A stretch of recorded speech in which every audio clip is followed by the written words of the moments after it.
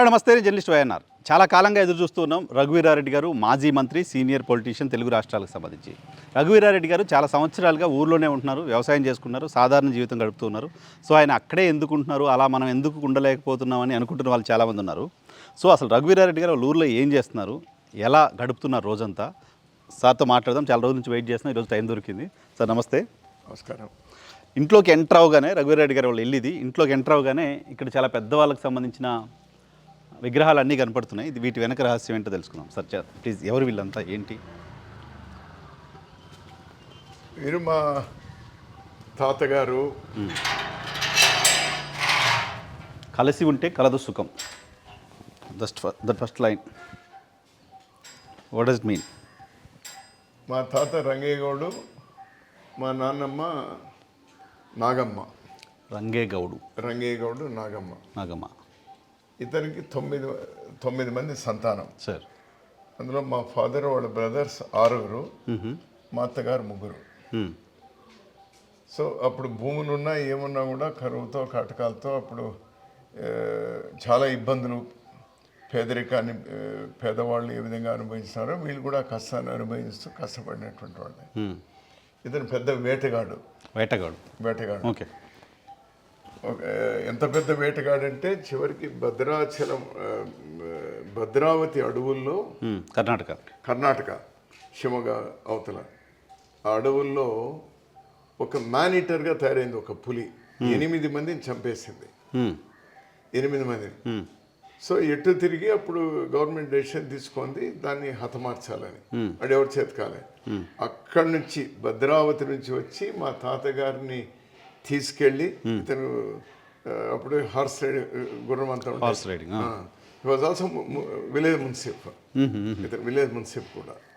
So ఇతను అక్కడ తీసుకెళ్తే 2 మాసాలు ఫారెస్ట్లోనే మకాం వేసి దాన్ని చంపి మొత్తం అక్కడి నుంచి పెద్దగా ఊరేగింపు చేసి అప్పుడు ఈ 2 రాష్ట్రాలకు, ఆంధ్రప్రదేశ్ తర్వాత కర్ణాటకకు సంబంధించి 2 రాష్ట్రాలకు అతను గన్ లైసెన్స్ కూడా ఇచ్చి గౌరవించి మళ్ళీ వచ్చి ఇక్కడ వదిలిపెట్టిపోయినారు. సో గన్తోటి వేటాడారు. చాలా పెద్ద. మీ తాతగారే గన్ వాడారు పెద్ద. అతను గన్ వాడినారు. సో చివరికి అతను 90 సంవత్సరాల వయసు అప్పుడు కూడా మా ఇంటి అరుగు మీద నుంచి ఇది రోడ్డు దగ్గర ఉన్నటువంటి ఈ చెట్టులో ఒక చిన్న ఇది పౌరం ఉంటే దాన్ని గురిపెట్టి కాల్చినారు. అంత ఐసైట్, అంత పర్ఫెక్ట్. అంతే. రంగేగౌడ్ తుపాకీ ఎత్తినాడంటే గురి తప్పదు అని ఆ విధంగా ఉన్నాడు. సో ఇతను ఒకసారి అట్లా వేటపోయినంటే నెల తరబడి పోయేటువంటి వాడు. వేట ప్యాషన్తో చేసేవాళ్ళు. ప్యాషన్ అంతే. Not livelihood. ఇప్పుడు రోజుల తరబడి, నెలల తరబడి వెళ్ళిపోవడం అంటే నెలల తరబడి పోయేటువంటి వాడు. అతను చాలా సంబంధాలు, ఏ ఊర్లోకి పోయినా కూడా సంబంధాలు. సో ఇంకా వీళ్ళందరినీ వాళ్ళు పోషించేటువంటి బాధ్యత చివరికి మా నాన్నమ్మ మీదే పడింది. ఫ్యామిలీ 9 మంది సంతానాన్ని వదిలేసి వేటకెళ్ళేవాళ్ళు. Is a hero. హీరో, జల్సా. So at the same time అతని మాట ఈ చుట్టుపక్కల ఏది పంచాయతీ జరిగినా, అది గట్టు పంచాయతీ కానీ, పొలం పంచాయతీ కానీ, భార్య భర్తలు కానీ, రంగేగౌడ్ ఉండాలి. ఓకే. సో అతను చెప్పినాడంటే అది చాలా న్యాయంగా చెప్తాడు, పార్టీజాన్ ఉండదు అనేటువంటిది అదొక నమ్మకం. ఎనీవే ఆ విధంగా సాగింది. అతను వాళ్ళు పిల్లలందరూ కూడా చెప్పింది, అరే మీరు కలిసి ఉండండి, ఓకే, మీరు కష్టపడి పనిచేయండి, కలిసి ఉంటే కలదు సుఖం. So that is the line. ఎందుకంటే అతను చెప్పింది నేను వినలేదు. ఎందుకంటే అతను 52లో చనిపోయినా, నేను 57లో పుట్టిన. ఓకే. సో మా అన్నగారు, మా వాళ్ళు పెద్దవాళ్ళు ఉన్నారు, వాళ్ళు కానీ మా ఫాదర్ వాళ్ళు చెప్తున్నటువంటి దాన్ని తూచా తప్పకుండా పాటించడానికి ఒక ఉదాహరణ ఏమంటే, ఇతను మొదట ఆయన శ్రీరామరెడ్డి గారు, అతను ఫ్రీడమ్ ఫైటరు, ఎంపీగా చేశారు. 3 ప్రధానులకు ముగ్గురు ప్రధానులు ఉన్నప్పుడు అతను పార్లమెంట్ సెక్రటరీగా ఉండి వాళ్ళకి అతి దగ్గరగా ఉండేటువంటి వాడు. పార్లమెంట్ సెక్రటరీ చేశారా? సెక్రటరీ 12 సంవత్సరాలు అతను parliament member. Okay. Jawahar Lal Nehru, తర్వాత లాల్ బహదూర్ శాస్త్రి, ఇందిరాగాంధీ ముగ్గురు టెన్యూర్లో కూడా అప్పుడు చేశారు. కర్ణాటక అసెంబ్లీ నుంచి అతను రాజ్యసభకు ఎన్నికైనారు. Okay okay okay. అక్కడ నుంచి ఎన్నికలు. సో దానికంటే ముందు నాకు ఒక డౌట్ అప్పటి నుంచి వస్తుంది. మొత్తం అందరూ ఇట్లా బ్లేజర్స్ వేసుకుని ఉన్నారు కదా, సో అలా వాళ్ళ అటైర్ అలాగే ఉండేది అప్పుడు? వాళ్ళు కోట్ వేసుకునే ఉండేవాడు. ఓకే. రెండు ఒకటి మా తాత ఇచ్చినటువంటి అటైరు అందరు ఫాలో అవుతున్నారు అది. ఇతను కూడా పార్లమెంట్కి పోవడమో లేకపోతే దీనిలో పెద్ద పెద్ద వాళ్ళతో కలవడమో, అతను కూడా ఢిల్లీలో ఎక్కువ రోజులు ఉండడమో అతను అటైరు. అదందరూ అన్నదమ్ములు కూడా వాళ్ళు కలిసినందరూ అందరూ కోర్టులో ఉండేవాళ్ళు. అదే కదా. Okay okay okay. Please. So అప్పుడు శ్రీరామ్ రెడ్డి గారి గురించి వీళ్ళు 6 ప్లస్ 3 వీళ్ళు ఉంటే వీళ్ళు ఎడ్యుకేషన్ ఎట్లా చేయాలి అనేటువంటి.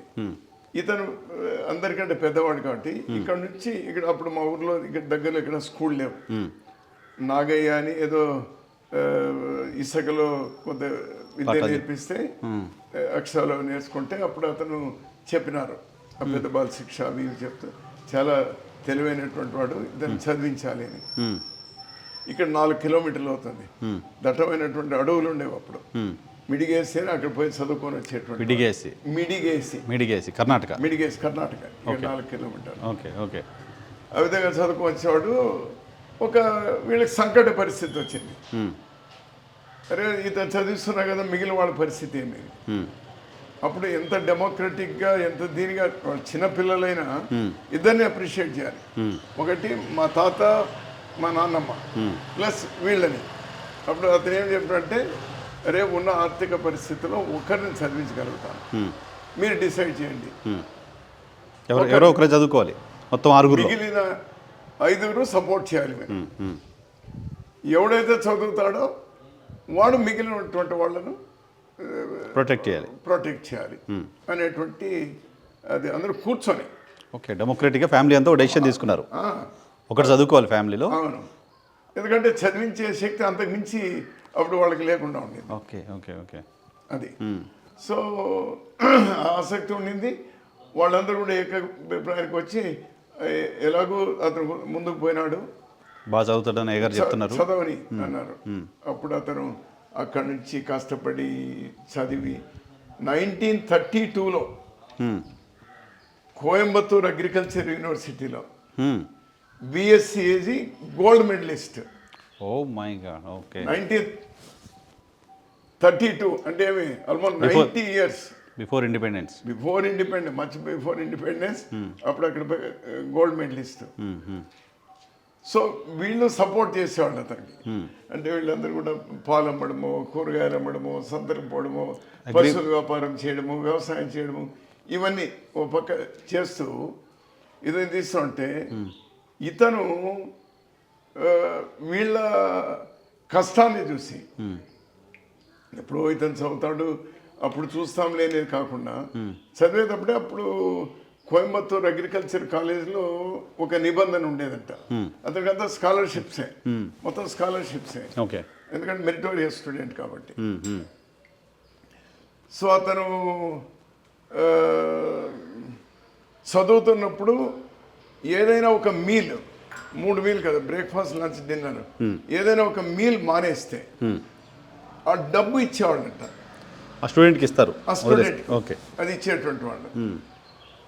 సో ఇతనికి ఆ డబ్బు పోగు చేసి ఆస్ట్రేలియా బ్రీడ్ యార్క్షైర్ అని పంది పిల్లలు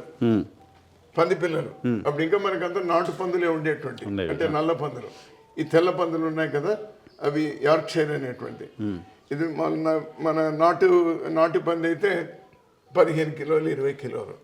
ఇదే యార్క్షైర్ అయితే 40-50 కిలోలు ఒక్కొక్క పంది మాంసము. సో వాటిని 4 పంది పిల్లలు తీసుకొని వస్తే వీళ్ళందరూ, ఈవెన్ మా పెద్దమ్మ మైలమ్మ ఈమెతో సహా వీళ్ళందరూ కూడా కష్టపడి వాటిని పెంచి 400 పందులు చేశారు. 400 పందులు అయినాయి. ఓకే. సో వీళ్ళకి కాలం ఎట్లా కలిసి వచ్చిందంటే ఇవంతా అయ్యేటువంటి వాళ్ళకు సెకండ్ వరల్డ్ వార్ వస్తే 39. అప్పుడు ఇవన్నీ తీసుకొని పోయి వాళ్ళు ఆ పందులన్నీ వాళ్ళకి ఇచ్చినారు. పందులు వాళ్ళకు డిమాండ్ అప్పుడు ఫుల్ డిమాండ్. అందులో ఈ నాటు పందులు అప్పుడు వాళ్ళు అంత ఇచ్చేసారు. యార్క్షైర్ అంటే వాళ్ళు మాది అని ఫీల్ అయ్యేవాళ్ళు కదా. మాది అని ఫీల్ అయ్యేవాళ్ళు. సో ఆ విధంగా చేస్తే ఆ వచ్చిన డబ్బుతో ఓ పక్క వీళ్ళందరినీ వీళ్ళిద్దరిని దప్పనిస్తే ఉగ్రవాడు రెండో అతను మా నాయన మూడో వీళ్ళిద్దరు మిగిలిన ముగ్గురిని కూడా కృష్ణమూర్తి తర్వాత గోవిందరెడ్డి నారాయణ రెడ్డి వాళ్ళని బెంగళూరు తీసుకెళ్ళి అక్కడ పాల ఉత్పత్తి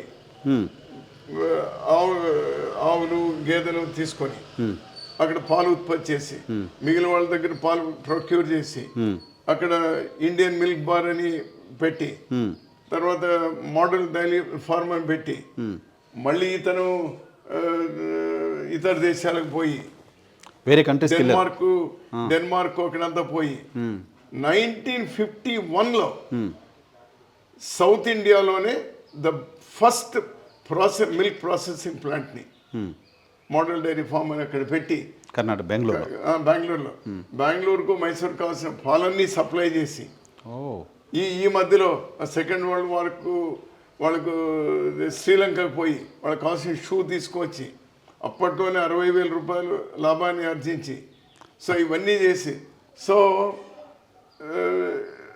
అనతి కాలంలోనే ఫినాన్షియల్గా వాళ్ళ తండ్రికి ఏదైతే మాట ఇచ్చినాడో సో ఆ విధంగా చేసి ఈ మధ్యలో ఓ పక్క ఫ్యామిలీ చూస్తూనే ఇక్కడ ఊర్లో కూడా కోఆపరేటివ్ అగ్రికల్చర్ అని ఇంకా మచ్ బిఫోర్ మల్టిపుల్ యాక్టివిటీస్ చేస్తూ వచ్చారు ఒకే టైంలో. మచ్ బిఫోర్ ఇండిపెండెన్స్ ఇవన్నీ యాక్టివిటీస్ చేసి ఇక్కడ వీళ్ళు కూడా ఎదుగుదల ఏమీ అనేది ఊరు పక్క చూస్తూ ఆ విధంగా తను ఎదుగుతూ కుటుంబాన్ని ఎదుగుతూ పొలిటికల్గా కానీ దీనికి కానీ దేశానికి కాంట్రిబ్యూట్ చేశాడు. కర్ణాటక డైరీ డెవలప్మెంట్ అసోసియేషన్ దానికి చైర్మన్ అయినాడు. చైర్మన్ అయినాడు పొలిటికల్గా చేసి ఈరోజు మేము ఈ స్థాయిలో ఉన్నామంటే బికాస్ శ్రీరామ్ రెడ్డి గారు ఆ విధంగా ఎదిగినటువంటి చేశాడు. ఇతను BSc AG gold medalist Coimbatore యూనివర్సిటీలో. మా తాతకి ఏమంటే సంబరం, మా వాడికి ఉద్యోగం వస్తుంది ఆయన ఎంటర్‌ప్రెన్యూర్ కనబడుతున్నాడు. ఉద్యోగాల కోసం ప్రయత్నం చేశారు. సో విధి ఎట్లా ఉంటుంది అనేది ఉద్యోగం వచ్చింది. నిజంగా ఆ రోజులు చదువుకునే వాళ్ళు లేరు. గోల్డ్ మెడలిస్ట్ అక్కడ దాకా వెళ్ళాలంటే ఉద్యోగం రావాలి కదా. ఉద్యోగం రావాలి. సో ఇక్కడనే ఆనాడు గవర్నరు కలెక్టర్ ఇక్కడ ఇట్లా పోతా ఉన్నారు ఈ రోడ్లోనే. అప్పుడు ఇంకా మట్టి రోడ్డు ఉండిందేమో అప్పుడు. సో ఇట్లా పోతూ ఉంటే మా తాత ఇతని పట్టుకొని ఊరోళ్ళందరూ కూడా అతను వెల్కమ్ చేసి పూలు చల్లి ఒక కుందేలు, ఇతను వేటగాడు కదా, సో కుందేలను లైవ్ కుందేలు పట్టుకొని వచ్చి అతనికి ఇస్తే అతను సంబరపడిపోయి మళ్ళీ దీన్ని బ్రిటిష్ వాళ్ళంతా దుర్మార్గులు అనేది కదా మనకు, అందులో కూడా మంచితనం ఉండేటువంటి వాళ్ళు ఉన్నారు. ఈ కుందేలని చంపొద్దు, తీసుకుపోయి మళ్ళీ వెనక్కి వదిలే అని చెప్తే అది వదిలే ఏం కావాలి అని అడిగితే నా కొడుకు బాగా పెద్ద చదువుకున్నాడు, నా పెద్ద కుటుంబము, ఇతనికి మీరు ఉద్యోగం ఇవ్వాలి అంటే సరే మీరు రేపు ఎల్లుండో పెనుగొండకి రండి, పెనుగొండలో ఉంటామని చెప్పినాను. మళ్ళీ పెనుగొండకి పోతే ఇతను అన్నీ చూసిన తర్వాత నీకు ఒక రోజు ఏజ్ ఎక్కువైంది. ఉద్యోగం అంటే అది ఇవ్వదలుచుకోక చెప్పారా లేకపోతే ఆ రోజుల్లో అలా ఉండేది? ఆ రోజు నిబంధనలు ఉండింది. ఎందుకంటే అతనే మాకు చెప్పినాడు, నాకు ఒక రోజు ఏజ్ ఎక్కువడంతో మనమంతా ఈ స్థితిలో ఉన్నాంరా. ఓకే, ఒకవేళ నాకు ఏజ్ కరెక్ట్గా ఉంటే నేను ఉద్యోగానికి పోయింటే మన పరిస్థితి ఇంకో రకంగా ఉండేది. ఏదో ఉద్యోగం ఇచ్చేవాళ్ళు ఉద్యోగం చేసేటువంటి వాళ్ళు ఇది కూడా సాదాసీన ఉండేటువంటి. ఈరోజు స్థితిలో ఉన్నామంటే దేవుడి అది వాళ్ళు ఎప్పుడు కూడా వాళ్ళ క్రెడిట్ తల్లిదండ్రులకి ఇచ్చేవాళ్ళు. ఓకే, అది ఇస్తూ ఈరోజు ఈ స్థితిలో ఉన్నామని అతను టైమ్ అండ్ అగైన్ చెప్పేటువంటి వారు. సో వీళ్ళకి పిల్లలు లేరు. ఓకే, పిల్లలు లేరు. పిల్లలు లేకపోతే వీళ్ళందరూ కలిపి చెప్పినారు ఇంకో పెళ్లి చేసుకొని. ఆ రోజుల్లో సర్వసామాన్యం, 4 ఏళ్ళు పిల్లలు లేరు అంటే పెళ్లి, 2 ముగ్గురు చేసుకోవడం మామూలుగా ఉండేది. కానీ ఆ రోజు ఒప్పుకోలేదు. ఓకే, పిల్లలు అయిపోయినా పర్వాలేదు, పెళ్ళొద్దు, మీరే నా పిల్లలు తమ్ముళ్ళు. ఆ, అని చెప్పి ఆ విధంగా చేశాడు. సో నా పేరే శ్రీరామరెడ్డి, నేను శ్రీరామరెడ్డి ఇంకో పెళ్లి చేసుకోవడం బుద్ధి లేదు మీకు అని చెప్పి బాగా చెప్పారు. అతను కాదు సార్, ఈయన ఎంపీ ఎలా అయ్యారు? ఎంపీ ఇతను పొలిటికల్ కాంటాక్ట్ ఎలా? నిజలింగప్ప కర్ణాటక, కర్ణాటకలో, తర్వాత ఇక్కడ సంజీవ్ రెడ్డి, వీళ్ళంతా సమకాలికులు. సంజీవ్ రెడ్డి గారు. వీళ్ళందరూ కూడా ఆల్మోస్ట్ సమకాలికులు. ఫ్రీడమ్ స్ట్రగుల్లో ఓకే, ఫ్రీడమ్ స్ట్రగుల్లో ఇదైనారు. ఇతను జైలుకి పోయినారు. జైలు 1.5 సంవత్సరం జైల్లో ఉన్నారు. 2 ఫ్రీడమ్ ఫైట్ వల్ల. ఓకే, ఫ్రీడమ్ ఫైటర్గా. అప్పుడు బెజవాడు గోపాల్ రెడ్డి, ఈ నిజలింగప్ప, సంజీవ్ రెడ్డి వీళ్ళందరూ కూడా ఆ జైల్లో ఉండొచ్చినటువంటి వాళ్ళు కదా. ఆ వెల్లూరు జైలు ఉంది తమిళనాడు. ఆ జైల్లో ఉండే అప్పటి నుంచి వాళ్ళ స్నేహాలు అట్లనే పెరిగి కాంగ్రెస్ దీనిలో పెరిగి, సో ఇతను చాలా నిబద్ధత కలిగినటువంటి వాడు. ఒకసారి ఏఐసిసి సెషన్ మొత్తం ఇతనే బాధ్యత తీసుకొని నడిపినాడు బెంగళూరులో. అప్పట్లో ఎవరు ప్రెసిడెంట్గా ఉన్నారు సార్ ఇప్పుడు? సంజీవ్ రెడ్డి గారి టైంలో? అంతకుముందు తర్వాత మళ్ళీ కాంగ్రెస్ స్ప్లిట్ అయిన తర్వాత ఇతను సంజీవ్ రెడ్డితో వచ్చినాడు. ఓకే, ఇతను సంజీవ్ రెడ్డితో వచ్చినాడు. స్నేహితులు కాబట్టి అట్లా జైల్ మేట్స్ వీళ్ళంతా. జైల్ మేట్స్ పోరాటం ఉన్నటువంటి వాళ్ళు. తర్వాత అట్లా వచ్చినారు. ఇతను నీలం సంజీవ్ రెడ్డి గారితో వచ్చిన తర్వాత స్ప్లిట్ అయినప్పుడు వచ్చి నీలం సంజీవ్ రెడ్డి గారు అప్పుడు దీనికి పోటీ చేశారు రాష్ట్రపతి గారు. వివి గిరి గారు ఇందిరాగాంధీ ఇచ్చేసింది. అప్పుడు ఇతను సంజీవ్ రెడ్డి సపోర్ట్గా ఉండి ఓడిపోతే ఇతను సుప్రీంకోర్టు పోయిన the one and only case so far రాష్ట్రపతి ఎన్నిక మీద ఛాలెంజ్ చేస్తూ కోర్టుకు పోయినటువంటిది ఇతనే పోయినాడు. ఓకే, తన ఫ్రెండ్ కోసం. ద ఓన్లీ రాష్ట్రపతి VV Giri who went to Supreme Court. ఇంతవరకు ఏ రాష్ట్రపతి కూడా కోర్టుకి ఎక్కలేదు. ఓకే ఓకే ఓకే ఓకే అప్పుడు పోయినారు. అప్పుడు పోయిన తర్వాత కేసు ఇతను ఓడిపోయినాడు. ఓడిపోతే కోర్టు ఇతన్ని కొంచెం మందలించింది కూడా. ఇంత ఉన్నతమైనటువంటి దీనిలో మీరు ఎట్లా చేస్తారని మందలించినా కూడా, సో ఒక స్నేహ ధర్మాన్ని బిలీవ్ చేశాడు, అన్యాయం జరిగింది అని కోర్టుకి వెళ్ళారు అంత. ఎస్, ఆ విధంగా అదే ఆ దీనిలో చేశారు. ఆ క్రమంలో పార్టీ డివైడ్ అయినప్పుడు, దట్ వాజ్ 67, 68లో డివైడ్ అయినప్పుడు ఇతనికి he was elected as Rajya Sabha member in 1960 itself. 1960లోనే ఎలక్ట్ అయినారు. ఇతనికి ఇందిరాగాంధీ గారు చెప్పంపినారు. ఇప్పుడు జగజీవన్ రాము దీనికి కూడా వచ్చినారు, మా ఇంటికి కూడా. అతనికి పని మాసం చాలా ఇష్టం. మా ఇంట్లో అందరూ కాదు, బెంగళూరులో వస్తే అప్పుడు ఇతనికి చెప్పంపినారు, ఏమి అగ్రికల్చర్ మినిస్టర్ ఇస్తాం, నువ్వు రా. ఓకే, మా వైపు వచ్చేసాయి. ఎందుకంటే బిఎస్సీజీ ఇది బ్రహ్మాండంగా మాట్లాడేటువంటి వాడు. వాజ్పేయి చైర్మన్గా, కమిటీ చైర్మన్గా ఉండి, ఇతను మెంబర్గా ఉండి చాలా దేశాలకు కూడా పోయించినారు అగ్రికల్చర్ దాని మీద ఇవన్నీ కూడా. సో ఇది మంచి సబ్జెక్ట్ కూడా ఉంది, బాగుంటుంది. నేను చెప్తే ఇతను పోలే, కేవలం స్నేహ ధర్మాన్ని ఇచ్చేసి పోలేదు. అతను పోలేదు, అట్లే ఉండిపోయినారు. ఇంకా రాజకీయంగా ఇంకా ఆల్మోస్ట్ అప్పటి నుంచి మళ్ళీ కంటెస్ట్ చేయాలి 2 సార్లు రాజ్యసభ. తర్వాత 78లో నీలం సంజయ్ రెడ్డి గారు మళ్ళీ రాష్ట్రపతికి ఎన్నికైనారు. మన అసెంబ్లీ ఎలక్షన్స్ వచ్చినాయి. ఇతను అసెంబ్లీ ఇంకా పోటీ చేయమని మడకసరి నుంచి, అంతవరకు రిజర్వ్డ్ ఉంది, అప్పుడే జనరల్ 78లో ఇతను పోటీ చేయమని చెప్పి ఇతను అభిప్రాయం సేకరించడానికి వచ్చినాడు. 48 మంది సర్పంచ్లు, 46 మంది సర్పంచ్లు వచ్చినారు. వచ్చి లేదు నువ్వు పోటీ చేయి, నీకు సపోర్ట్ ఉంటాము అని. నేను అప్పుడు ఇంకా డిగ్రీ చదువుతా ఉన్నాను. నేను డిగ్రీ అప్పుడే అయిపోయింది. అతను మామూలుగా ఏమంటే అతను నిద్రపోయేటప్పుడు, మధ్యాహ్నం నిద్రపోయినా రాత్రి నిద్రపోయినా అతను మసాజ్ చేయాలి, కాళ్ళు పిసుకాలి, ఎవరుంటే వాళ్ళు. నేనుంటే నేను, మా నాయన ఉంటే మా నాయన, ఎవరుంటే వాళ్ళు. అతనికి అది అలవాటు, అవి చేస్తేనే నిద్ర వస్తుంది. సో పైన మేడ మీదనే అది చేస్తూ మా నాయన ఇతను మాట్లాడుకుంటా ఉన్నారు. మా నాయన అప్పుడు సర్పంచ్ మాట్లాడుకుంటుంటే నేను ఒకటి చెప్పినాను, నేను లేదు వైవిహళ్ళి వాళ్ళు. వైవిహళ్ళి అంటే వెంకటరంగారెడ్డి, వైసి తిమ్మారెడ్డి, వైవి తిమ్మారెడ్డి, అదొక పెద్ద ఫ్యామిలీ, పొలిటికల్ పెద్ద ఫ్యామిలీ మన పంచాయతీలో ఈ నియోజకవర్గానికి, మనసరి నియోజకవర్గానికి. అప్పుడు వైవి తిమ్మారెడ్డి పోటీ చేస్తున్నాడు. వాళ్ళకి చాలా సంబంధాలు ఉన్నాయి, ప్రతి కుటుంబంతో ప్రతి గ్రామంలో చాలా రోజులకి ఇక్కడ ఉన్నారు. మీరు బెంగళూరులో ఉన్నారు, వాళ్ళు మా ఫాదర్ ఉన్నప్పుడు కొద్దిపాటు ఉంటుంది, కానీ పై వాళ్ళతో సర్పంచ్ అటువంటి వాళ్ళతో కిందకు ఉండదు, ఇబ్బంది అవుతుంది. అందులో నేను ఉదంతం కూడా చెప్తాను, కామరాజ్ నాడర్ అంత పెద్ద లీడర్ ఒక స్టూడెంట్ లీడర్తో ఓడిపోయినాడు. అందులో మీరు పార్లమెంట్కి వెళ్ళి అసెంబ్లీకి ఎందుకు వస్తారంటే, అట్లా కాదయ్యా, సంజీవ్ రెడ్డి గారు నాకు చెప్పినారు, నువ్వు పో, నువ్వు కంటెస్ట్ చెయ్యి, నువ్వే ముఖ్యమంత్రి. జనతా పార్టీ ఇక్కడ అధికారంకి వస్తుంది.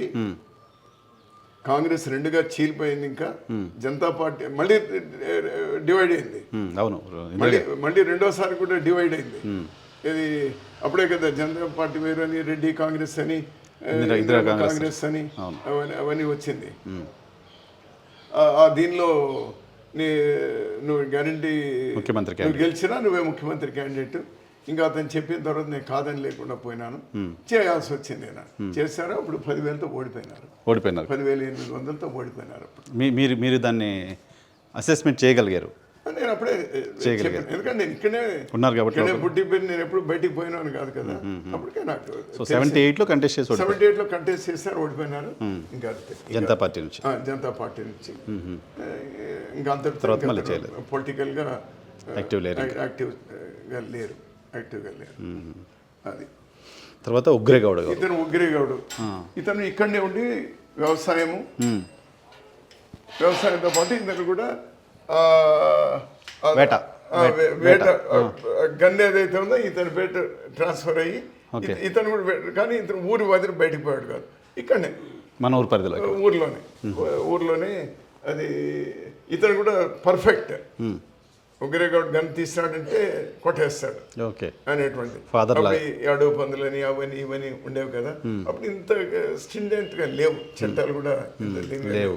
అప్పుడు చేసి అతను కూడా వేటగా ఉండేటువంటి వాళ్ళు. మా పెద్దమ్మ, ఈమె పేరు, మా నాన్నమ్మ పేరే, ఈమె పేరు కూడా నాగమ్మ. వీళ్ళ పిల్లలు సార్, ఇతనికి 4 కొడుకులు, 3 కూతుళ్ళు. మేము ఈ 5గురికి, అంటే వీళ్ళ అన్నదమ్ములు 6 ఎవరైతే ఇతని పిల్లలు లేరు, వీళ్ళందరికీ పిల్లలు ఉన్నారు. ఇతని కొడుకు డాక్టర్ జయరామ్ అని అందరికంటే పెద్దవాడు. మేము 13 మంది అన్నదమ్ములు, అందరికంటే చిన్నవాడు నేను. ఓకే. సో అతను పెద్దవాడు డాక్టర్ జయరామ్ ఇప్పుడు కూడా ఉన్నారు. ఇంకా మిగిలినటువంటి బ్రదర్స్ ఉన్నారు, అందులో ఒక 2 చనిపోయినారు, 2 ఉన్నారు వాళ్ళు. సో వాళ్ళందరూ కూడా బెంగళూరులో ఉన్నారు, లేకపోతే ఇంగ్లాండ్లో, అమెరికాలో, అక్కడ వాళ్ళందరూ కూడా సెటిల్ అయినారు. డాక్టర్ జయరామ్ ఏదైతే ఇందాక చెప్పినానో, అతను 45 సంవత్సరాల తర్వాత ఇంగ్లాండ్ నుంచి వచ్చి పిల్లలంతా అక్కడనే సెటిల్ అయినారు. 40 years బ్యాక్ వెళ్ళి సెటిల్ అయిపోయారు అక్కడ. అక్కడ పోయి పోయినారు, డాక్టర్లుగా ఉన్నారు. మా వదిన అతను 2 ఉన్నారు. బాగా మంచి ప్రాక్టీస్, బాగా సంపాదించినారు, అంతా చేస్తారు. పిల్లలు బాగా అంతా సెటిల్ అయినారు. అతను ఈ ఊర్లో పుట్టింది లేదు, పెరిగింది లేదు, అయినా ఈ ఊరి మీద మమకారంతో, ఎందుకంటే వాళ్ళు ఇచ్చినటువంటి లెగసీ అటువంటిది. సో ఇక్కడ ఒక కంటి ఆసుపత్రి చేయాలి అని అంటే ఎల్వి ప్రసాద్ని మొత్తం బిల్డింగ్కి అయ్యేంత కాస్త మొత్తం అతనే పెడుతున్నాడు ఇప్పుడు, డాక్టర్ జయరామ్ అని. చూడండి, డాక్టర్ ఎన్ జయరామ్ సన్స్ అని పెట్టాం చూడండి ఒకసారి. డాక్టర్ ఎన్ జయరామ్, అతను doctor N Jayaram, doctor N Shanta, అది. సో వాళ్ళు డాక్టర్ ఎన్ జయరామ్, శ్రీరామ్, రఘుపతి, నరసింహమూర్తి, అక్కడి వరకు ఇతను. నెక్స్ట్ చెలుమూర్తి, రంగారెడ్డి, రఘువీరారెడ్డి, మేము 3 మా ఫాదర్ కావేరప్ప. అట్లా సుభాష్, శ్రీనివాస్, రమేష్, సురేష్, కృష్ణమూర్తి 4th, జగదీష్, నరసింహగౌడ్, బాలకృష్ణ, మళ్ళీ అక్కడ గోవిందరెడ్డి గారు, సుకుమారు అతను. వీళ్ళు మళ్ళీ మా సిస్టర్స్, వీళ్ళందరూ కూడా పార్వతి, జయ, విమల, వీళ్ళందరూ కూడా. సో డెడికేటెడ్ విత్ లవ్ అని ఇది చేసాము. ఇది ఈమె కూడా బాగా పొలాలకు వెళ్ళేది. ఈమె పొలాలకు వెళ్ళేది. ఆ. పొలం పనులు పొలం పనులు మొత్తం ఈమె చూసేటువంటిది. ఇక్కడ మా ఫ్యామిలీకి సంబంధించి దాదాపు 200 ఎకరాలు ఉంటే అవన్నీ కూడా మా నాయన ఓవరాల్ చూసేటువంటి వాడు. మా ఫాదరు ఇతను వ్యవసాయం, కానీ 35 సంవత్సరాలు సర్పంచ్గా ఉన్నారు. ఇక్కడ సర్పంచ్గా ఉన్నారు. 3 సార్లు కోఆపరేటివ్ సొసైటీ చైర్మన్గా చేశారు. LSCS ఉండేది అప్పుడు. అంటే సార్ PSCS తెలుసు, large size cooperative society. Okay. LSCS అంటే అప్పుడు ఈ కోఆపరేటివ్స్ డబ్బులు మాత్రం ఇస్తున్నారు. అప్పుడు వాళ్ళు అప్పట్లోనే ఎరువులు, విత్తనము, ఇది ఎక్విప్మెంట్ కూడా ఇచ్చేవాళ్ళు. ఎక్విప్మెంట్ కూడా నాగలి అవి ఇవి అవన్నీ ఇచ్చాడు. ఇంకా అంత మెకనైజేషన్ అప్పుడున్న వాటిలో అది మెకనైజేషన్, అప్పుడున్న దాంట్లో అది ఇచ్చేటువంటి ఇనపనాగళ్ళు అవన్నీ అప్పుడు కొత్తగా కదా. ఇనపనాగళ్ళు అవన్నీ కూడా అప్పుడు జపాన్ వరి నాట్లని అవన్నీ ఇవన్నీ కొత్త కొత్త పద్ధతులు, ఎరువులు వెరీ ప్రోగ్రెసివ్. ఎంత ప్రోగ్రెసివ్ అంటే అతను జైల్లో ఉన్నారు 41-42లో. మా పెదనాన్న రామరెడ్డి గారు, గాంధీ గారు పిలిపించినారు. ఏమి హరిజనులందరూ కూడా దేవాలయాలు ప్రవేశం చేయాలి అని చెప్పేసి. మా ఊరి దగ్గర బండే రంగస్వామి అని ఒక దేవస్థానం, టెంపుల్. ఆ టెంపుల్కు అతను చెప్పినాడని చెప్పేసి ఇతను మా ఊర్లో ఉన్నటువంటి హరిజనులందరినీ తీసుకొని పోయినాడు. దేవస్థానం తీసుకొని 41-42 వెరీ ప్రోగ్రెసివ్. అది తీసుకెళ్తే ఈ ఊర్లో ఉన్నటువంటి వాళ్ళు మిగిలిన రైతులందరూ కూడా 1.5-2 years ఇతను సోషల్ బాయ్కాట్ చేస్తారు. సర్పంచ్ అప్పుడే సర్పంచ్ కాదు, సోషల్ బాయ్కాట్ చేశారు. నువ్వు హరిజనులంతా తీసుకొని పోతావా, అక్కడికి దేవస్థానం తీసుకుపోతావా, అతను ఎప్పుడో చెప్తాడు కానీ నువ్వు చేస్తావా. తర్వాత అంత రియలైజ్ అయినారు. ఇప్పుడు ఏమి ఇబ్బంది లేదు. అంతేకాకుండా వ్యవసాయంలో ఏది వచ్చినా కూడా మొత్తం ఫ్యామిలీ వ్యవసాయం చుట్టూ తిరుగుతున్నారు. మొత్తం ఫ్యామిలీ టిల్ మీ వరకు. ఇతను వ్యవసాయంలో ఏది ఇన్నోవేటివ్ వచ్చినా కూడా, కొత్త వంగడం వచ్చింది, హైబ్రిడ్ విత్తనాలు అనేటువంటి వస్తేనే భయపడేవాళ్ళు కదా. తన సొంత విత్తనము తనకంతా తెలిసినవి అవే కొత్త భయపడేవాళ్ళు, వేసేవాళ్ళు కాదు. కొత్త వంగడాలు వచ్చిన ఎరువు వేసే భయపడేవాళ్ళు నరసింహరావు గారు. ఇవి యూరియా కాంప్లెక్స్ అవి వేసే భయపడేవాళ్ళు. అప్పుడు మా భూములు పాడైపోతాయి, ఎరువుతో పాడైపోతాయి, మా పశువుల ఎరువు చాలు, మా గొర్రెల ఎరువు చాలు, మాకు లేదా ఈ ఆకు పచ్చి రొట్టె చాలు అనేటువంటి వాళ్ళు. అటువంటి అతను అరే ఇవన్నీ చెప్తున్నారంటే ఇదేదో మన మంచికే కదా అని చెప్పేసి ఫస్ట్ అగ్రికల్చర్ ఆఫీసర్లు వస్తే నారాయణ రెడ్డి అని తెల్ల ప్యాంటు తెల్ల షర్ట్ వేసుకొని వచ్చేటోడు, బాగా గుర్తు నాకు. సో వేసుకొని వస్తే ఇతని దగ్గరకు వచ్చా, ఇతను వేసి మిగిలిన వాళ్ళు అప్పుడు మ్యాక్సిమం 15 బస్తాలు పండేవాళ్ళు ఎకరాకి. అటువంటి ఇతను 30 బస్తాలు ఎప్పుడైతే పండడం స్టార్ట్ చేసినాడో 25-30 బస్తాలు ఆటోమేటిక్గా ఇది అయిపోయింది. వచ్చేసారు. ఇంకా అప్పుడు ఫ్యామిలీ ప్లానింగ్, యాక్చువల్గా అతను వయసు ఫ్యామిలీ ప్లానింగ్ చేసుకోవాల్సిన అవసరమే లేదు. నాకు ఇప్పటికీ బాగా గుర్తుంది. Maybe that was in the year 69 or 70. ఇప్పటికీ నాకు బాగా గుర్తు. మేము చదువుకొని ఉన్నటువంటి స్కూల్లోనే ఆ రోజు అందరినీ పండబెట్టి వాళ్ళకి అందరు కూడా ఆపరేషన్ చేసింది. మగవాళ్ళకు వాసెక్టమీ, లేడీస్కి అయితే హిస్టెక్టమీ, వీళ్ళకైతే వాసెక్టమీ. అక్కడ వాసెక్టమీ అప్పుడు ఎక్కువగా ఉండింది, ఇప్పుడు వాసెక్టమీ తగ్గిపోయింది, అంతా హిస్టెక్టమీకి అయిపోయింది ఫ్యామిలీ ప్లానింగ్. అప్పుడు ఆపరేషన్ చేయించుకుంటే బలహీనలు అవుతారు, పొలం పనులు చేయలేరు అని అంటే he was the first person ఈ ఏరియాలో వాసెక్టమీ చేయించుకుంది. అది ఎక్కడో పోయి ఆసుపత్రి చేయించుకోలేదు, ఇక్కడనే క్యాంప్ పెట్టి, నాకు ఇప్పుడు కూడా గుర్తు. అది చేసుకోవడంతో ఇతనితో పాటు మిగిలిన వాళ్ళు కూడా అందరు చేస్తారు. యాక్చువల్ ఆ వయసులో నాకు అవసరం ఉండలేదు కదా. నేను 57లో పుట్టినా, 57 ఇంకా నేను 5వ సంతానం. అవసరం మిగిలిన వాళ్ళకి ధైర్యం ఇవ్వడానికి, అంటే ఎంత ప్రోగ్రెసివ్ అని చెప్పడానికి. ప్రోగ్రెసివ్ ఐడియాస్ తీసుకున్నా తప్ప ఊరిని భూమిని వదలలేదు. అండ్ ఇది ఇక్కడ పొలాలన్నా చేయాలన్నా పొలిటికల్గా కూడా అంతే దిట్ట. అసెస్మెంట్లో అతన్ని మించిన వాళ్ళు లేరు. 70లో సర్పంచ్ ఎలక్షన్స్ జరిగినాయి, 1970. అప్పుడు నేను SSC చదువుతా ఉన్నా. అప్పుడు ఎలక్షన్లు జరుగుతూ ఉన్నాయి. మెంబర్లు అయ్యి మెంబర్ల నుంచి సర్పంచ్ కావాలి. అవును, వార్డు మెంబర్లు సర్పంచ్ అనుకుంటారు. మా ఊరు రిజర్వ్డ్ అప్పుడు ముద్దారెడ్డిపాళెం అని ఉంది. అది జనరల్. ముద్దారెడ్డిపాళెంలో కొన్ని ఓట్లు, కొలింపాళెంలో కొన్ని ఓట్లు, దాసపాళెంలో కొన్ని ఓట్లు, ఇవన్నీ కలిపి ఎలక్షన్. అప్పుడు ఎలక్షన్ జరిగితే ఎలక్షన్ అయిన తర్వాత అది 1 గంటకి ఎలక్షన్ అయిపోయింది. 8 నుంచి 1 గంటకి ఎలక్షన్ అయిపోయింది. అది ఇంటికి భోజనానికి కూడా రాలేదు. అక్కడనే ఒక నాటు ఉసిరి చెట్టు కింద అక్కడనే కింద కూర్చొని, దీంట్లో ఒక బండ ఉంటే దాని మీద కూర్చొని ఓటర్ లిస్ట్ తీసుకొని టిక్కులు కొడతా ఉన్నాడు. మన ఓట్లు ఏంటి అని ఏమి అనేది టిక్కులు కొడతా ఉన్నాడు. నేను ఊరికి అబ్జర్వ్ చేస్తా ఉన్నాను. అప్పుడు ఎట్లా అంటే ఇంటి పెద్ద మనిషి ఎవరి మామూలుగా ఊరి పెద్ద మనిషి ఎవరి చేత ఇంకింటి పెద్ద చెప్పిన అంటే 100% వాళ్ళకు ఒక్కొరు పర్సనల్గా వీళ్ళకి వేయాలా వాళ్ళకి వేయకూడదు అనేది ఉండేది కాదు ఆ రోజుల్లో. నేను చెప్పడం this is 54 years back. 54 years back నేను చెప్తూ ఉన్నటువంటి. ఆ రోజు ఈ టిక్కులు కొడతా ఉన్నాడు. ఒక 2 ఇండ్లలో, అదే ముద్దారెడ్డిపాళెం అనేటువంటి ఊర్లోనే 2 ఇండ్లలో అప్పుడేమి ఒక కుటుంబం అంటే 10-15 ఓట్లు, 20 ఓట్లు. ఇప్పుడు మాదిరి 2-3 ఓట్లు కాదు, 20 ఓట్లు. బండెప్ప అని ఒక కుటుంబం. ఆ బండెప్ప అనే కుటుంబంలో టిక్కులు కొడతా ఉన్నాడు. ఆ ఫ్యామిలీలో ఏవి కొట్లే 2 మాత్రం టిక్ కొట్టినాడు ఇతనికి.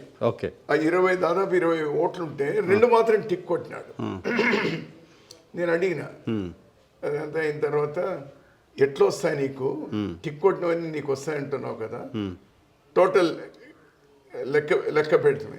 లెక్క పెడితే ఇతనికి 2 ఓట్లు ఏమో ఎక్కువ వస్తాయి. అప్పుడు వెరీ టైట్. వైపు వెళ్ళే వాళ్ళకి చాలా ఇక్కడ హోల్డ్ ఉండింది అప్పుడు. అంటే అప్పుడు 2 గ్రూపులు, కాంగ్రెస్ అయినా మాదంతా సంజీవ్ రెడ్డి గ్రూపు, వాళ్ళది బ్రహ్మానంద రెడ్డి గ్రూపు. వాళ్ళు కొంచెం పట్టు ఎక్కువ. సో ఆ దీనిలో ఇది వచ్చింది. సో ఈ ఓట్లు నీకు ఎట్లా వస్తాయి అని అంటే నేను అదేమన్నా అంటే, లేదురా ఈ బండెప్ప కోడలు ఎవరైతే ఉందో బసవనపల్లి అమ్మాయిది, వాళ్ళ నాయన నాకు మంచి స్నేహితుడు, అక్కడ రంగారెడ్డి అని ఉన్నాడు. రంగారెడ్డికి నేను పిలిపించి చెప్పినాను, ఈ అమ్మాయి వాళ్ళ నాయన వచ్చి తాంబూలం ఇచ్చి ప్రమాణం చేయించుకొని పోయినాడు అల్లుతోనూ బిడ్డతో అని చెప్పినాడు. తర్వాత ఇంకో ఫ్యామిలీలో కూడా అటువంటిది ఉదాంతమే జరిగింది. నేనంతే సరే ఇది వేసింది ఇంత టైట్గా ఉండే ఇది ఏం గెలుస్తాడప్ప అని అనుకున్నాను. కరెక్ట్గా అతను ఏమి చెప్పినాడో 3 ఓట్లతో గెలుస్తానన్నాడు, 3 ఓట్లతో గెలిచాడు. ఓ మై గాడ్. నంబర్ చెప్పాడు పర్ఫెక్ట్గా. నంబర్ 3 ఓటర్తో సహా. అంటే మనుషుల్ని అంచనా వేయడం అంత ఈజీగా ఉండేదేమో సార్, అంచనా వేయడానికి కూడా. ఇప్పుడు అంచనా వేయలేకపోతున్నామేమో బహుశా. అంటే ట్రాన్స్పరెంట్గా కనపడేవాళ్ళు మనుషులు, ఏముంటే అది కనపడేది. అసెస్ చేయడం. ఇప్పుడు MP elections, MLA elections, by election, ఇది వార్డు మెంబర్ 100 ఓట్లలో. మా అమ్మ ఈమె నరసమ్మ. 1,000,000 మందికి తక్కువ లేకుండా అన్నం పెట్టింది. ఒకరే 1,000 మంది తిండొచ్చు, 1000 సార్లు తిండొచ్చు, లేకపోతే ఒకసారి తిండొచ్చు. 1,000,000 భోజనాలు. 1,000,000 భోజనాలు ఇంట్లో ఇల్లు బదిలీ ఎక్కడ బయటికి పోలేము. ఆమె పని ఇంటి దగ్గర ఎవరిని వచ్చారంటే అన్నం తిను, చేకడుకో, అన్నం తిను, చేకడుకో, అన్నం తిను, ఇంతే. అది తప్పితే ఇంకా ఆమెకు తెలుసు. అదే తారక మంత్రం. సో మొత్తం రాష్ట్రం అంతా గుర్తుపెట్టుకోవాల్సిన పర్సనాలిటీ. 1,000,000 మంది ఇంట్లో ఇక్కడ అంత ఆమె చేతులతో అన్నం తిన్నారంటే ఇక్కడనే తిన్నారు. ఎందుకు మా ఇంట్లో పని చేసేటువంటి వాళ్ళే 40 మంది ఉండేటువంటి వాళ్ళు. మా ఇంట్లో పని చేసేటువంటి వీళ్ళంతా మేజర్గా వండి పెట్టే సెక్షన్లోనే ఉండేవాళ్ళేమో. అంతే, ఇది చేసేటువంటి వాళ్ళు. తర్వాత రోజు కూలీలు వచ్చేటువంటి వాళ్ళు, రోజు మా నాయన కోసం వచ్చేటువంటి వాళ్ళు, మా పెద్ద ఆయన కోసం వచ్చేటువంటి వాళ్ళు. ఇంకోటి మా నాయన ఇది వైద్యం చేసేవాడు. ఏ వైద్యం? అది వైద్యం అంటే మా పెదనాన్న బెంగళూరు నుంచి వచ్చేటప్పుడు ఈ మాత్రలు, టించరు, స్పిరిట్, బోరిక్ పౌడరు ఇవన్నీ తీసుకొచ్చారు. నా డబ్బాల మీద రాసేవాళ్ళు, ఇది కడుపు నొప్పికి, ఇది వాంతులకు, ఇది జ్వరానికి, అనాల్జిన్ అని, నవాల్జిన్ అని, అవన్నీ ఉండేవి అప్పుడన్నీ కూడా. ఈ విధంగా రకరకాల ఈ జ్వరానికని ఇవన్నీ కూడా ఉండేవి, డబ్బాలు ఉండేటువంటి. పొద్దున్నే అతని పని ఏమంటే తెల్లారు 5 గంటలకే పోయేవాడు, అన్ని పొలాలను తొరుక్కొని 7-7:30కు వచ్చేటువంటి వాడు. ఫస్ట్ వస్తూనే గాయాలైనటువంటి వాళ్ళు క్లీన్ చేసి రద్దు చేసి మందులు ఇచ్చి, మా ఊర్లో ఆసుపత్రి వచ్చే వరకు నేను ఆ పని చేస్తాను. I continue that. Okay. So all type of services, all type of public ఏమేమి సర్వీసులు కావాలో అన్ని రకాల సర్వీసులు చేశారు.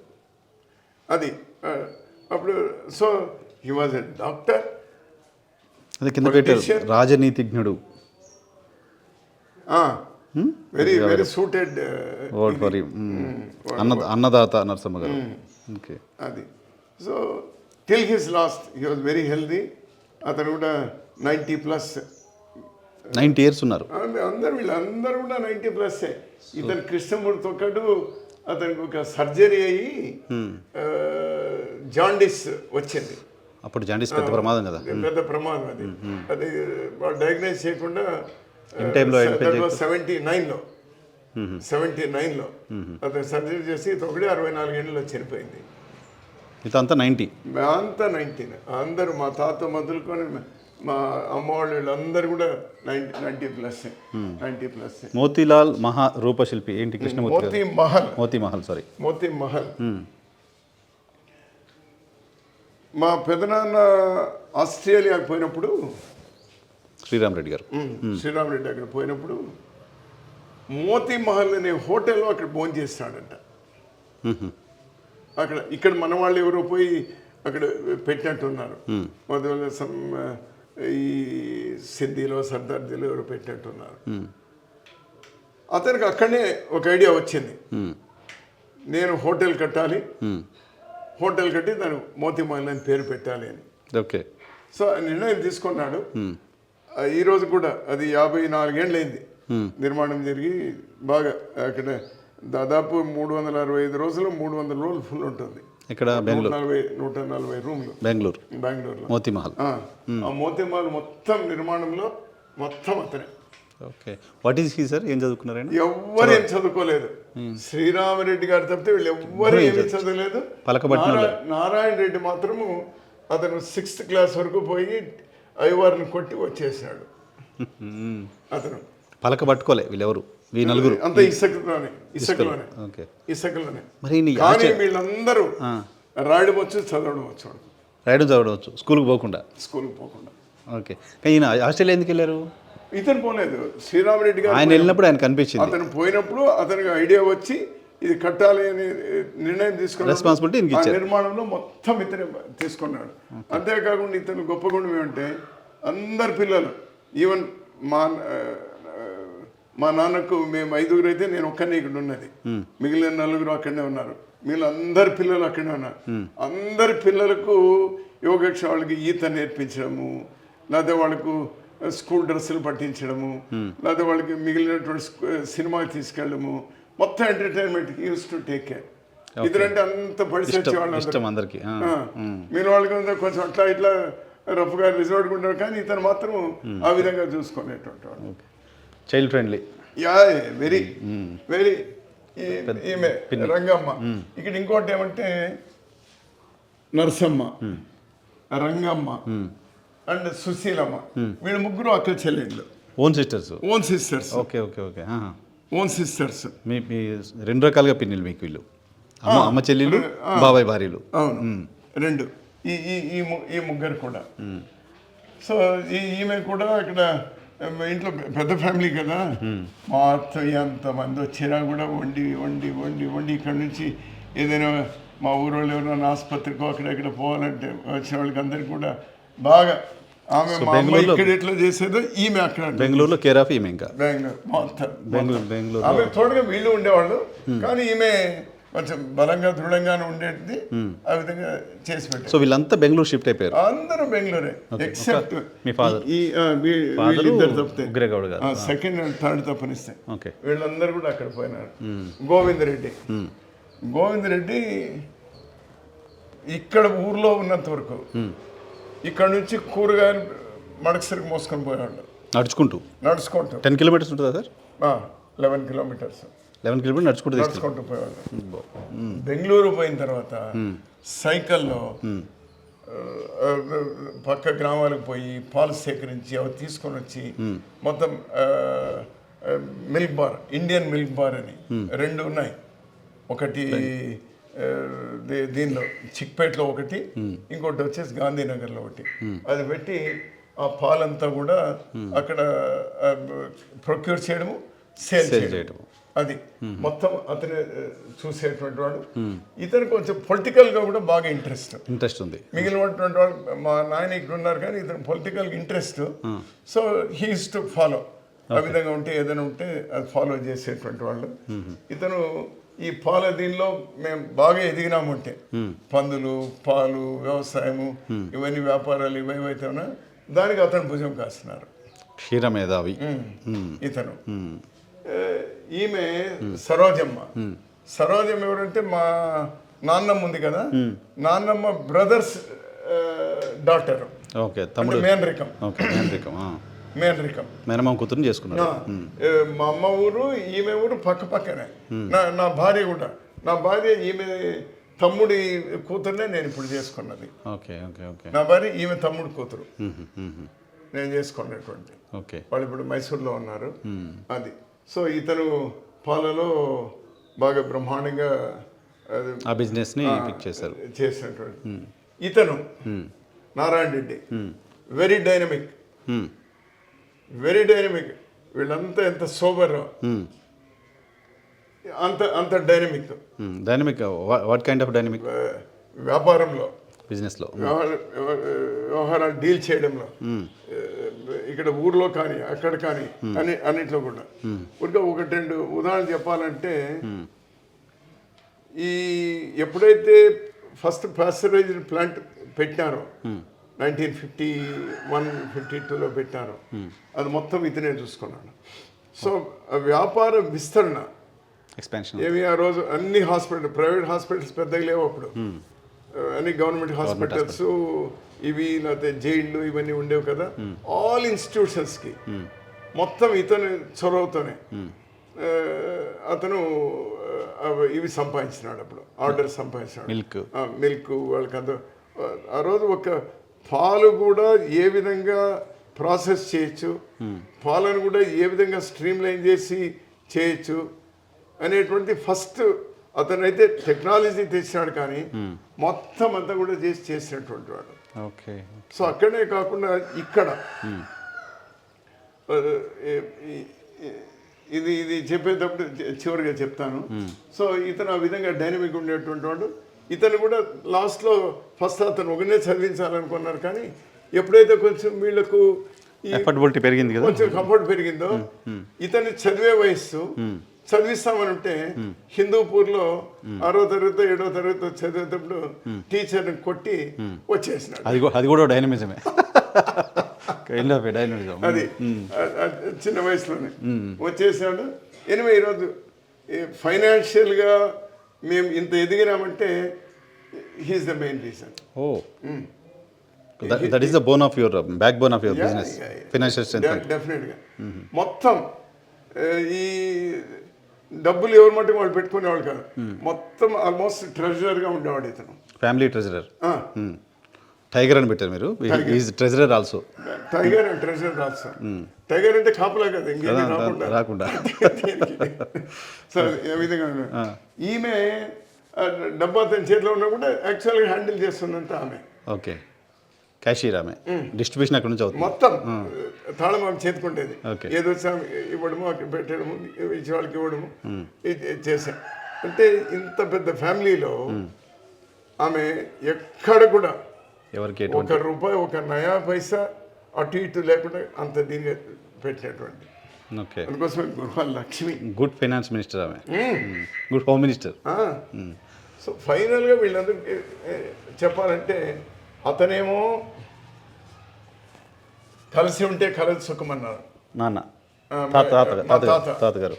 వీళ్ళందరూ కృషితో నాస్తి దుర్భిక్షం. ఓకే. కష్టపడండి. మేము కలిసి ఉన్నాము, కష్టపడినాము, అన్నీ జయించినాం. అన్నీ జయించేశారు. అన్నీ జయించినాం. సో వాళ్ళు మాకు కూడా చెప్పినటువంటి కష్టపడండి, మీరు ఏ ఫీల్డ్ అన్నా కానీ ఓడి దాచుకోకుండా కష్టపడండి. దట్స్ వాట్ చెప్పినట్టు. వీళ్ళు ఉన్నటువంటి ఆ డెమోక్రటిక్ ఇది వీళ్ళకి ఎవరు పాఠాలు చెప్పిన వాళ్ళు లేరు, ఇంకోటి లేదు, వాళ్ళ బ్లడ్లో వచ్చింది. Progressive and democratic. Progressive and అతను చదివించాలనేటువంటి నిర్ణయం ఆ రోజు పరిస్థితులను బట్టి. తర్వాత వీళ్ళు ఏ నిర్ణయం తీసుకున్నా, ఆ నిర్ణయం తీసుకునేటప్పుడు అందరూ కలిపి తీసుకునేవాళ్ళు. కూర్చొని మాట్లాడుకుని డెసిషన్. ఏదైనా ఒక పెళ్లి చేయాలన్నా, ఎవరు కొడుకుది ఎవరు కూతురుదన్నా కానీ, లేకపోతే ఒక పొలం కొనాలన్నా, లేకపోతే ఇంకోటి పొట్టిగా, వాళ్ళందరూ కలిపి డెసిషన్ తీసుకున్నాడు. ఎన్ని ఇది that is the strength of the family. That is the strength of the family. 2 ఉదంతాలు చెప్తాను మీకు. బెంగళూరులో వ్యాపారాలు అవన్నీ అవసరం లేదు, కానీ ఇక్కడ దేవాలయం నిర్మాణం చేయాలని మా పెద్దమ్మ ఉంది కదా, మైలమ్మ, ఆమె పిల్లలు కూడా లేరు. ఆమెకు పదే కల్లోకి వచ్చాడంట హనుమంతుడు ఆంజనేయ స్వామి వచ్చి, మీ పేదరికా నుంచి మిమ్మల్ని ఎంత ఆర్థికంగా ఎదిగేట్లు చేసినాను, రాజకీయంగా ఇంత దేశ రాజధాని వరకు మీకు చేర్చినాను, పేరు ప్రతిష్టలు పెంచినాను, మీ ఇదే పెంచినాను, నాకు దేవస్థానం కట్టి, మళ్ళీ రాను నాకు దేవస్థానం కట్టి లేవా, ఇది చేశాను. ఆమె మా పెదనాన్ని చెప్తే అతను పట్టించుకోలేదు. పట్టించుకోకపోతే ఆమె అందరినీ రమ్మని చెప్పింది. ఆమె అక్కడి నుంచి ఫోన్ మామూలుగా చేయదు. ఇక్కడ 18 అనే నంబర్ ఉండేది. ఓకే. 18 మా పోస్ట్ ఆఫీస్లో 18 అనేటువంటి నంబర్ 18 అంతే ఉండేది. 08493 కోడ్ 18 నంబర్ ఉండేది. ఆమె ఫోన్ చేసి మా ఫాదర్కు చెప్పి, వీళ్ళిద్దరూ రావాలని చెప్పి. సో అక్కడ మామూలుగా వీళ్ళు కూర్చొని ఒక హాల్ ఉండేది. మా తాత అప్పుడు పులిని కొట్టాడు కదా, ఆ పులి స్కల్లు ఇది వెనక ఉంటుంది ఉండేది. అక్కడ కూర్చొనేవాడు, కూర్చొని మాట్లాడుకోండి. సో వీళ్ళందరినీ పిలిచాయి. సో ఏం పిలిచినావు అని అడిగితే, ఈమె అప్పటికే ముందే ప్లాన్ చేసుకోండి, సొమ్ములన్నీ కూడా బంగారం. ఆమె చైనా వార్ జరిగినప్పుడు ఒక చిన్న డైవర్షన్. చైనా వార్ జరిగినప్పుడు లాల్ బహదూర్ శాస్త్రి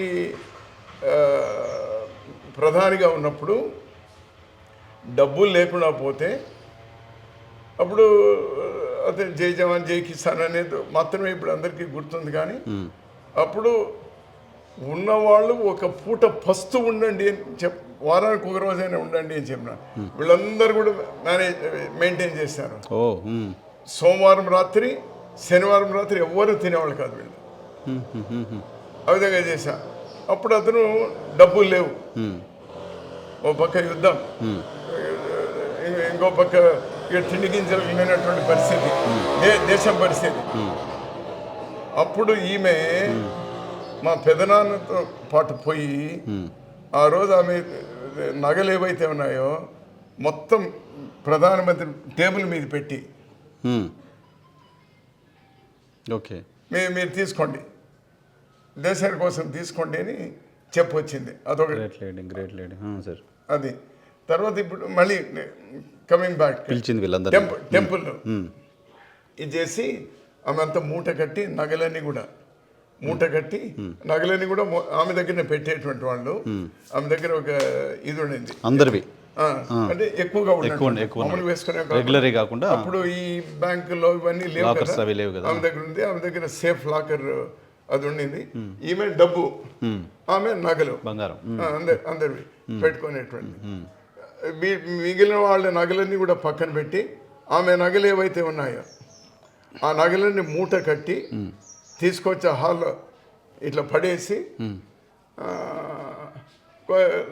కోపంగానే ఇన్ని సంవత్సరాలు చెప్తుంటే మీకు దేవస్థానం కట్టించలేరు మీరు, మీ అన్న బీదోడు, మీరు బీదోళ్ళు, మీ దగ్గర ఎవరి దగ్గర డబ్బులు లేవు. కోపం వచ్చేస్తుంది బాగా. కోపం వచ్చి ఇవి నగలను అమ్మేయండి, టెంపుల్ కట్టండి. Okay, close. సో ఇంకా వీళ్ళకి గత్యంతరం లేని పరిస్థితి. అసలు మాట్లాడలేరుగా, చూడలేదుగా కోపం ఎప్పుడు ఉంది. సో అప్పుడు డెసిషన్ తీసుకున్నారు. సో టెంపుల్కి ఎక్కడ కట్టాలి, బెంగళూరులో కట్టాలా, ఊర్లో కట్టాలన్నా. సో బెంగళూరులో కడితే దానికి ఆర్థికంగా నడవడానికి ఇబ్బంది ఉండదు, బాగొస్తారు. కానీ మన ఊరి గౌరవాన్ని నిలపాలి, మనం ఇచ్చేయాలంటే ఇక్కడ కట్టాలి అని చెప్పి ఇక్కడ కట్టాలని డెసిషన్ తీసుకొని చేసినట్టు అదొక ముద్దంతి. ఇంకోటి నేను చెప్తాను,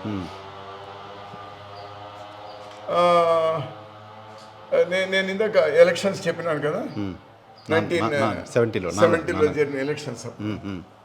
అప్పుడు మా నాయన గెలిచిన తర్వాత కేశవరెడ్డి అని ఉండేటువంటి వాళ్ళు, వాళ్ళది ఒక గ్రూప్, అయితే వాళ్ళ గ్రూపు.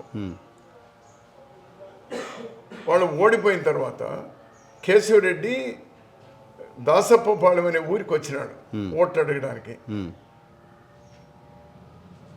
ఆ ఊరోళ్ళు అతను ఆలోచన చేయలే.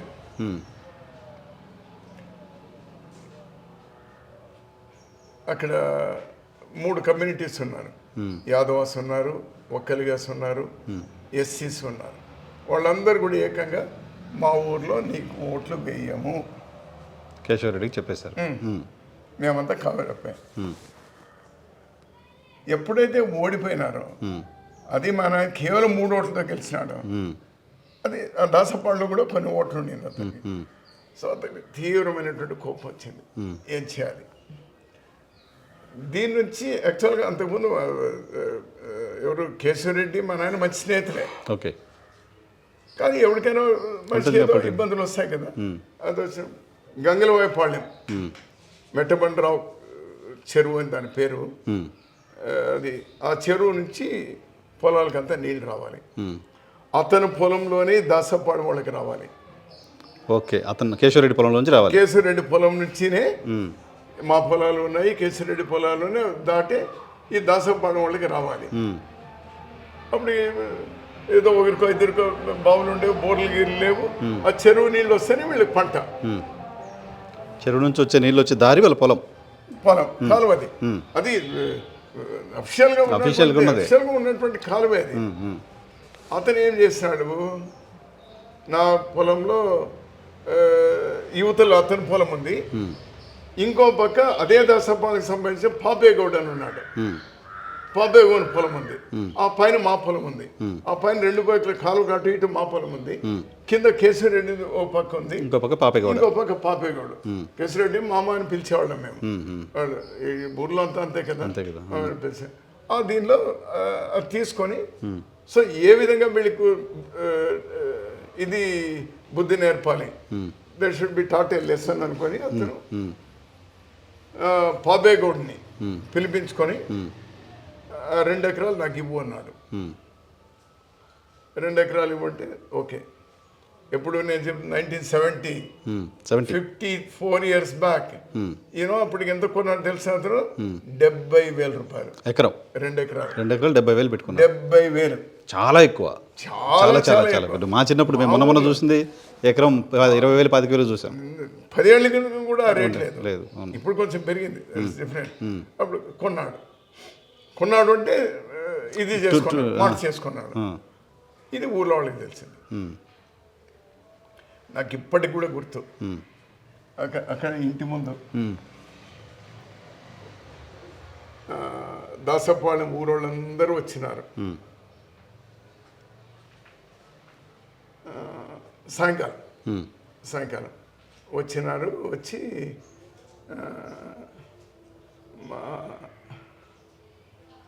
మా ఫాదర్ని, చూడప్ప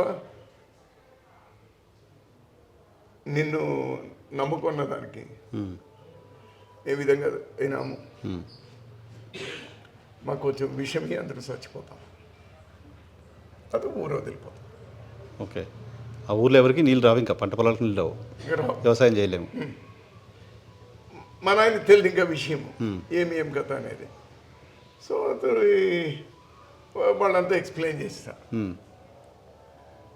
మా నాయన ఎప్పుడు ఆవేశపడు కాదు, ఆవేశపడు కాదు. కాదు సర్లేరా మాట్లాడడం పోండి. రామిరెడ్డి అని కేశవరెడ్డికి కజిన్, మా నాయన జతగాడు. ఎప్పుడు కూడా అతను ఉండేంత వరకు. ఇప్పుడు రామిరెడ్డి తమ్ముడు, రామిరెడ్డికి పిల్లలు లేరు కానీ అతని తమ్ముడు కొడుకులు వాళ్ళంతా ఇప్పటికీ మా దగ్గరనే ఉన్నారు. సో అతను రామిరెడ్డిని పిలిపించుకొని, పాపే వాడిని పిలిపించాయా, నా దగ్గరికి వాడు వస్తాడో లేదో ఇప్పుడు పిలిపించు, ఇది అన్యాయం చేశాడు వాడు అని చెప్పి పిలిపిస్తే రామిరెడ్డి దగ్గర వీళ్ళు ముగ్గురు కూర్చున్నారు. కూర్చుంటే లేదు నేను మాట ఇచ్చినాను, మాట ఇచ్చేసాను నేను అమ్ముతానని. మాట సరే రాను మాట ఇచ్చినావు, ఈ ఊరోళ్ళ పరిస్థితి ఏమి, ఈ ఊరోళ్ళ పరిస్థితి ఏమి, కాలు మూసేస్తాడు అతను, నేను వెళ్ళిపోతాను. అప్పుడే నేను పొలం చూసుకున్నాను, ఐవార్పల్లి అని లక్ష్మీపురం, అంటే ఈమె ఎవరు మన తమిళనాడు సీఎంగా ఉండే జయలలిత వాళ్ళ అమ్మమ్మ ఊరు అది, ఇక్కడనే 2 కిలోమీటర్స్. ఓకే. సో నేను అక్కడ పొలం చూసుకున్నాను. ఇక్కడ నాకు 2 ఎకరాలు ఇక్కడ ఇస్తే నాకు 5-6 ఎకరాలు నాకు 70,000 రేట్ అంటే వస్తుంది, అక్కడ ఎక్కువ వస్తుంది. నేను అక్కడ తీసుకున్నాను. నీది బాగానే ఉందరో వీళ్ళ పరిస్థితి ఏమి అని చెప్తే అతను ఇది కాలే, లేదు నువ్వు ఒకసారి బెంగళూరు పోయిస్తాము అని చెప్పి రామిరెడ్డి మామతో ఇతన్ని పెట్టి మా నాయన వీళ్ళని పిలుచుకొని అక్కడ బెంగళూరు పోయినారు. ఏమి పొలం ఎట్లా చేయాలి అని చెప్పేసి. సో బ్రదర్స్ అందరూ కలిసినారు చెప్పడం వాళ్ళ నిర్ణయాలు ఎట్లా. సో మా పెదనాన్న కొంచెం భయస్తుడు, శ్రీరామరెడ్డి గారు. ఇది ఏంటంటే ఏమరా బుద్ధుని ఏమరా 2 ఎకరాలు 70,000 ఏమరా ఎవడరా వాడు ఇచ్చింది అని అతను. అంతే కదా, చాలా ఎక్కువ రేటు కదా, ఎక్స్ట్రీమ్ రేట్ కదా, చాలా ఎక్కువ. వీళ్ళందరూ అటు ఇటు మాట్లాడుతుంటే ఇతను డైనమిజం గురించి అండ్ వీళ్ళు దేని గురించి, ఏ పాపేవాడా అంటే అతను మామ అనేవాడు, వీళ్ళందరూ మామ అని. ఏ పాపేవాడా ఇతను ఎంత కావాలరా నీకు, ఎంత కావాలి నీకు, ఎంత కావాలరా, 2 లక్షలు ఇస్తావేమి, 2 లక్షలు అడిగాడు. ఇస్తావేమి అది ఇవ్వడు అని అనేసాడు. ఇస్తాను పోరా. 2 ఎకరాలు 2 లక్షలు ఇచ్చేసాడు. Oh my god. So is definitely dynamic then. ఇంకెవరు మాట్లాడలేదు సార్ దానికి ఎవరు అబ్జెక్షన్ చెప్పలే ఫ్యామిలీలో ఎవరు? నెక్స్ట్ డే ఇతను అప్పుడంతా కూడా పెద్ద డబ్బులు లేవు కదా, 2 లక్షలు చాలా చాలా పెద్ద డబ్బులు లేవు కదా, అప్పుడంతా కూడా సంచుల్లో డబ్బులు వేసుకొని వచ్చి అవన్నీ ఎంచింది. నాకు ఇప్పటికి కూడా గుర్తు, రూమ్లో ఎంచింది ఇప్పటికీ గుర్తు. అవన్నీ కూడా అప్పుడు డబ్బు అతనికి ఇచ్చి రిజిస్టర్ చేసుకొని మళ్ళీ అదే హైకోర్టు వరకు పోయిందనుకో, పైన కూడా మేమే గెలిచినాము ఆ ఊరు. అంటే నమ్ముకున్న వాళ్ళని ప్రొటెక్ట్ చేయడం కోసం ఎంత ఎక్స్ట్రీమ్ వెళ్తారు అనే దానికి ఒక ఎగ్జాంపుల్. బట్ ఫ్యామిలీ ఎంత యునైటెడ్గా ఉన్నారు అనే దానికి ఎగ్జాంపుల్. Great people. సో ఈరోజు మేము ఏమైనా ఈ స్థితిలో ఉన్నాము, ఇంకేది ఉన్నామంటే వాళ్ళు పెట్టినటువంటి భిక్ష. రాక్ సాల్ట్ బిల్డ్ చేశారు. సో ఈ విగ్రహాలు పెట్టాలని ఎందుకు అనిపించింది సార్ వీళ్ళందరూ? ఇది రాజశేఖర రెడ్డి గారు చనిపోయినప్పుడు ఒక 180 విగ్రహాలు చేయించిన నేను. రాజశేఖర రెడ్డి గారివి 180 విగ్రహాలు చేయించిన. అట్లే అంబేద్కర్ కూడా ఒక 100కు పైబడి చేయించుంటాను. అప్పుడు అనుకోండి అప్పుడు వీళ్ళవన్నీ చేయిస్తాము అని అనుకుంటే అప్పటికి ఇంకా కొంతమంది ఇంకా బతికే ఉన్నారు బతికే ఉన్నారు. ఇంకా 2-3 బతికే ఉన్నారు. చేయించి పెడితే నేను ఓకే. అవి చేసినప్పుడే కోల్డ్ స్టోరేజ్ ఉంది మాది. అప్పుడు చేయించి పెడితే ఎందుకంటే ఇంకా ఉన్నప్పుడే పెట్టడం బాగుండదు అని చెప్పేసి చేయించి అక్కడ ఒక లాక్ చేసి పెట్టి ఉంటే మళ్ళీ మొన్న ఇది పెట్టడానికి ఉద్దేశం అంటే దాదాపు 50, 70, 80 సంవత్సరాలు కూడా ఇప్పటికి కూడా ఒకసారి నెమరేసుకుంటే గుర్తు చేసుకుంటే అదే చాలా ఎమోషన్ అవుతున్నారు మీరు మాట్లాడుతుంటే చూస్తున్నాను నేను. చేసిన సాక్రిఫైస్ నాకు వింటుంటే మామూలుగా అనిపిస్తాయి కానీ అవన్నీ మీరు పర్సనల్గా ఎక్స్పీరియన్స్ చేశారు కాబట్టి it is a lot to you. నిన్న మొన్నటి కాదు కదా, 50 సంవత్సరాల క్రితం. సో ఇక్కడ వీళ్ళు ఉంచుకోవడం ద్వారా ఈ విగ్రహాలు ఉంచుకోవడం ద్వారా అటు పోయేటప్పుడు వచ్చేటప్పుడు దేవుడు ఉన్నాడనేది మన నమ్మకం అంతే, మనం చూడలేదు, జస్ట్ బిలీవ్ అంతే. ప్రత్యక్ష దేవుడు. సో మిమ్మల్ని ఇక్కడ జరుగుతున్న యాక్టివిటీని వాళ్ళు చూసి హ్యాపీగా ఫీల్ అవుతూ ఉంటారు ఇక్కడ, ఇన్ కేసు వాళ్ళు బయట పైన ఎక్కడ ఉన్నా చూసి. ఒక కృష్ణమూర్తి తప్పనిస్తే ఇంక మిగిలిన వాళ్ళందరూ కూడా 90 years almost touch and go. నాకు ఇక్కడ ఇది ఒక్కటి క్లారిఫై చేయండి సార్. ఆయన గౌడ అని స్టార్ట్ అయ్యాడు, మధ్యలో రెడ్డిస్ ఎక్కడి నుంచి వచ్చారు, ఈ పేర్లు ఎందుకు, పేర్లలో ఈ చేంజెస్ ఏంటి, రఘువీరారెడ్డి అనే పేరు ఎందుకు ఉంది అని చాలామందికి డౌట్. ఈ కర్ణాటకలో విలేజ్ మున్సిఫ్ని గ్రామ పెద్దని గౌడ అంటారు. గ్రామ పెద్ద, ఓకే. గ్రామ పెద్దని. ఇక్కడ గ్రామ పెద్దని రెడ్డి అంటారు, విలేజ్ మున్సిఫ్ను రెడ్డి అంటారు. రెడ్డి కరణం అంటారు. రెడ్డి కరణం మీ దగ్గర కరణం అంటాం ఆ ఏరియాలో. మీ దగ్గర కరణం అంటారు లేదా మున్సిఫ్ అంటారు, ఇద్దరు ఉండేవాళ్ళు కదా. సో మా తాత మున్సిఫ్గా ఉండేవాడు. ఓహో, మున్సిఫ్గా కూడా ఉన్నారు ఆయన. He was munsif. ఓకే. అప్పట్లో బ్రిటిష్ కాలంలో హీ వాజ్ మున్సిఫ్. దీనిలో that is his profession actually. గౌడే అనేది ప్రొఫెషన్, రెడ్డి అనేది కూడా ఇక్కడ మీ ప్రొఫెషన్ అనుకోండి, కైండ్ ఆఫ్ ఇది. సో ఆ దీనిలో ఎప్పుడైతే ఉందో ఈ మా పెదనాన్న పుట్టిన తర్వాత రెడ్డి అని పెట్టారు. సో వీళ్ళకి మళ్ళీ ఎవరికి రాలేదు, మళ్ళీ నారాయణ రెడ్డికి గోవిందరెడ్డికి వచ్చింది, వాళ్ళిద్దరికి వచ్చింది. రెడ్డి అనేది it is not a caste. Even కూడా రాయలసీమలో మీకు రెడ్డి అని ఎవరికి ఉండదు, క్యాస్ట్ సర్టిఫికేట్లో కాపు అనే ఉంటుంది. ఈవెన్ రెడ్డిస్ కూడా ఇప్పుడు కూడా ఈవెన్ టుడే ఇదో తహసీల్దార్, రిటైర్డ్ తహసీల్దార్ అక్కడ కుటుంబ దీంతో సంబంధం లేకుండా Reddy. If he's A village Munsif Reddy, if he's A village head Reddy. Okay. Elder of the village అంతే, అండ్ మున్సిఫ్. ఆ విధంగా వచ్చినటువంటి టైటిల్స్. కావేరప్ప అని ఎందుకు వచ్చిందంటే మా తాత వేటకు పోయినప్పుడు మైసూరు దగ్గర శ్రీరంగపట్నం అక్కడ కావేరి నది ఉంది. సో అప్పుడు మా నాన్నమ్మ క్యారింగ్ ఫర్ హిమ్. సో అతను అక్కడ ఆ నదిలో స్నానం చేస్తూ నా కొడుకు పుడితే కావేరప్ప అని పెడతాను, కూతురు పుడితే కావేరి అని పెడతాను అనుకున్నారు. ఆ పేరు అతను పెట్టారు. ఓకే. అది ఓకే, రైట్ సార్. చాలా thank you for time. Thank you for a lot of details about that.